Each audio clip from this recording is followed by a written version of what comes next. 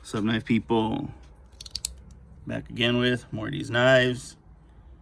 Hope everybody's having a knife weekend. Take a look at my carry for the day. It's the slip joint Manly Wasp Digi Camo in 14C28 in steel. Again, if you're interested in it, check out my last video. So really cool knife, full flat, good worker, awesome knife. So again, welcome back. We're gonna do some unboxings today, or just a unboxing. We have coming from, there you go, Smoky Mountain Knife Works. So let's dive right in, see what we got. So this is a new brand to me, I guess. So we're gonna check this out. I'm gonna use the Wasp again. Show you a little sliciness here. Very convenient blade. Super slicey. And that 14C28N is awesome. Jump right in here. Let's see here. Let's get rid of this paperwork. Put that there. Of course, you get the usual stuff. Ooh, man. And of course, they always throw in some stickers. This one's really sweet. Check out that camo. The deer, that's awesome. And then, of course, you got the Sasquatch. So, really cool. Digging that sticker. I'll put that here to the side. And here we go. This is what we got. I got another little sheath just to kind of, you know, add to the shopping cart. So check that out too. And I also got this knife here. I think it's Qvist. Can't really pronounce that. Hope that's pronounced right. Put that down for a second. Let me show you this little sheath here as well. See what it looks like. So it's kind of slip joint little pouch. I think it was medium size, so you know, fit a little slip joint in there. Sure I can fit something in there about the size of middle finger. So there you go. Let me see. It's 4.5 inches long and about, let's see, about 1.5 inches wide. So nice and round at the edge. Probably cheap little leather, but good to put something in there. So I got that. I'll put that to the side here. I'll put the sticker. And let's get into this bad boy. So this is, again, a new brand. I don't know if it's a brand, but I think it's a knife designer who started his own line of knives. Qvist Bladeworks. I forget the designer's name. Hopefully there's something in here that'll help me out. And it was I don't think it was an exclusive, but he does have them on his site. Most of the time I've gone on there, it was sold out. I just thought it was an intriguing design, kind of like a sway back. And I saw it on Smoky Mountain Knife Works in the Jade G10 and the black blade, so I jumped on it. Again, you got the black hardware. You do got a deep clip, but not recessed screws. Got some barrel spacers, not necessarily a lanyard hole or anything. So, I mean, you can attach a lanyard to it. I think it's a front flipper, hole opening. Again, there you go, kind of a little closed look. Pretty much like a sway back kind of design. Let's get it open. So I'm gonna try the Spidey hole first. Nice and flaky. You get a kind of a Wharncliffe sheep's foot kind of blade. Let's try that opening one more time. Linerlock. That's the front flipper, not bad. Let's try it one more time. There you go. You have a little cutout here to get into the liner lock. Embedded liners, nice and clean all the way through. Doesn't look like there's much milling in there, if at all, inside the liners.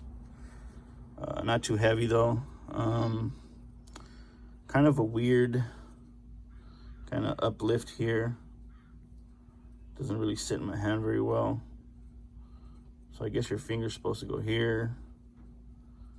I mean, I don't want to put my finger up here, but I mean, you can fit 4 fingers. I can fit 4 fingers. But again, you got that kind of butt end kind of digging in your hand there.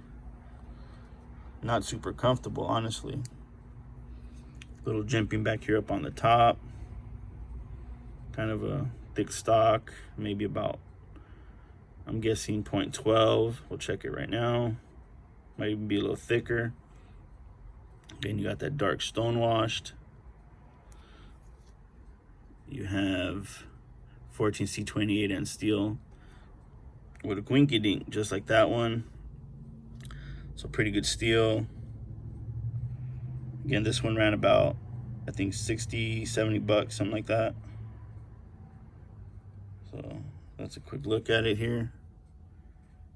So yeah, it's kind of awkward actually, that butt. I'm not kind of digging that too much.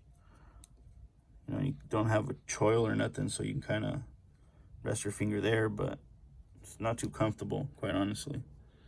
You kind of have like a little pivot design there. Let's look at that. The grind line, I mean the little sharpening choil there. The plunge isn't too bad. You do have a little bit of a, it's not a straight Wharncliffe, but a little bit of a belly there. So my left hand, a little greasy there, and clean it off. Kind of a medium-sized knife. We'll give it a shot. I mean, back here feels a little more comfortable, but again, at that point, you only have 3 fingers, and then your index fingers in that hole there. So I don't know how safe that is. Have to give it a try. But that's just my quick little rant real quick. Let's get the calipers here. Let's see what the blade thickness is here. So let's go back to, let's do it right here on this part. So where the blade is, you're looking at, let's see, point.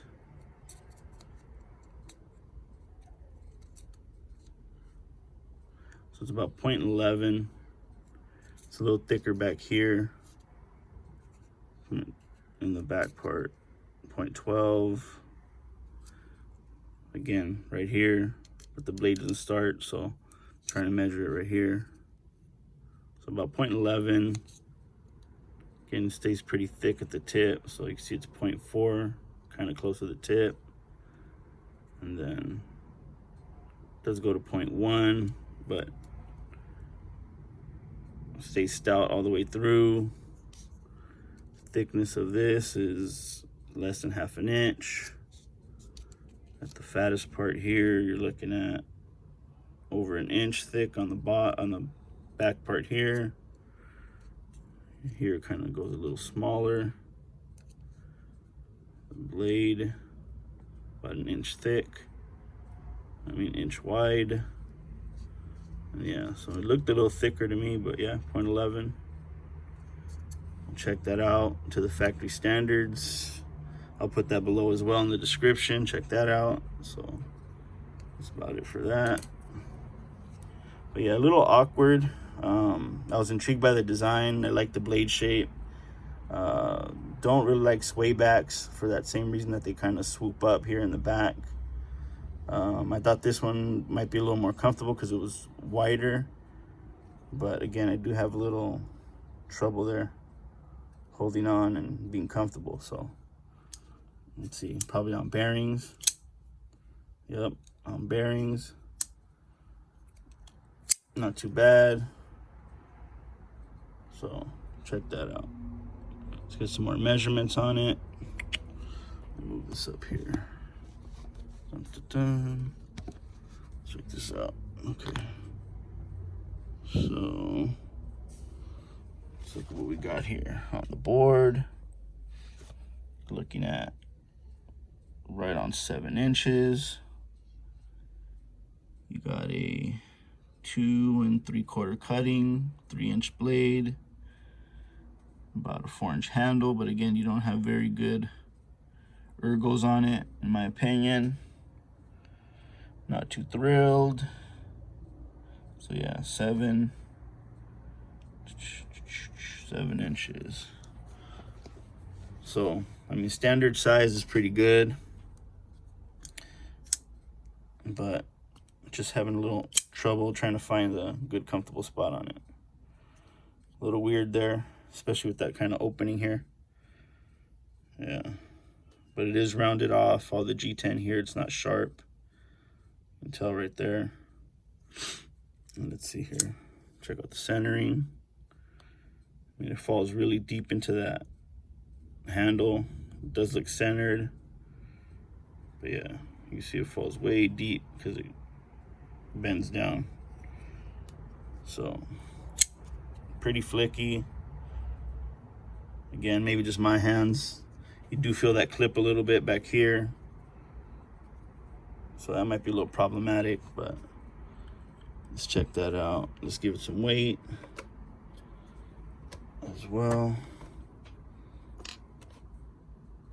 Clear it out.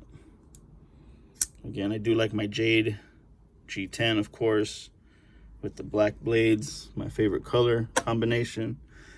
So there you go, 3.2 ounces. So a little on the heavier side, but for a stout knife, it's not too bad. But you do got the little flickiness. You can do the thumb flick as well. So maybe it'll grow on me a little bit more, but right off the bat, just, yeah, the ergos are really standing out to me. What else here? Let's move this a little bit and get some comparisons out here for you guys. We'll put a smoky sticker there. Let's measure it with some, compare it with some other knives. Or, you know, first, my bad, let me do this. Let's get a cut test on it. Let's try this 14C28 out. Pretty sharp for a stout knife.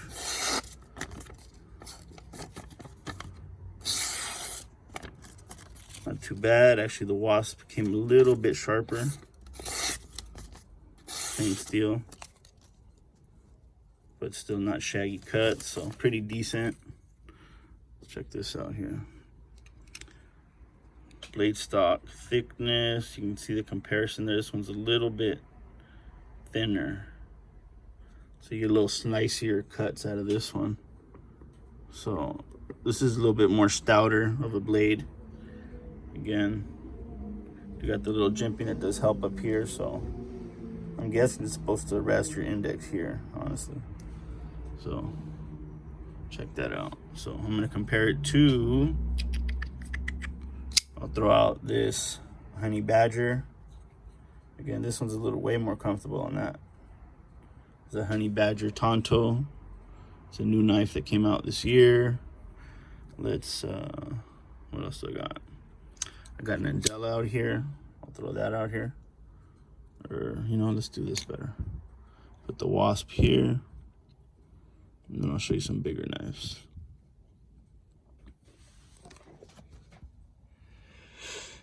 So that's kind of where it sizes up.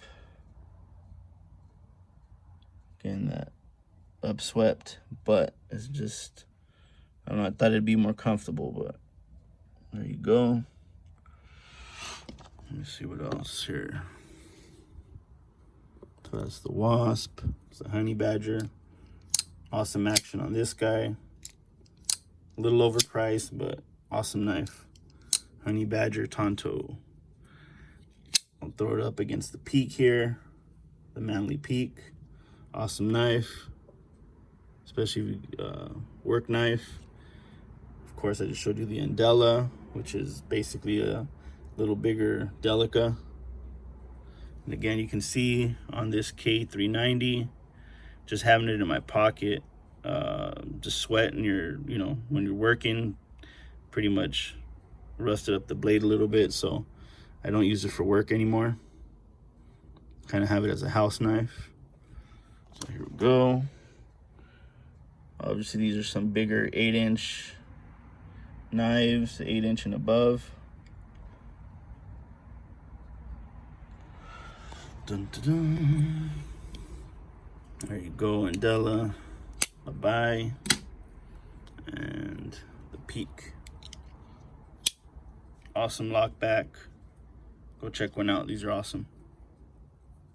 And then I'll throw it up against the Bug Out. We all know the Bug Out. This is in Micarta aftermarket scales from Flightanium. I'll put that there, and we'll do the Parrot 3. This is Denim Micarta on Spy 27. So there you go. Let's check these out. So there you go. A little more comparable size here. Kind of that 7.5 inch. 3-inch blades. Yeah, just completely different style handle though. So for those of you that do like that upswept back end, might like this knife. But really that's the only thing that stands out to me right now that's kind of bugging me a little bit. Just bulbous back end here. Just got to find a good spot for it. Seems like it falls right there pretty good. Probably not a long-term user, so we'll have to check it out, see how it works. Worst case scenario, we'll pass it on. But yeah, this is just first impressions on this Qvist Bladeworks.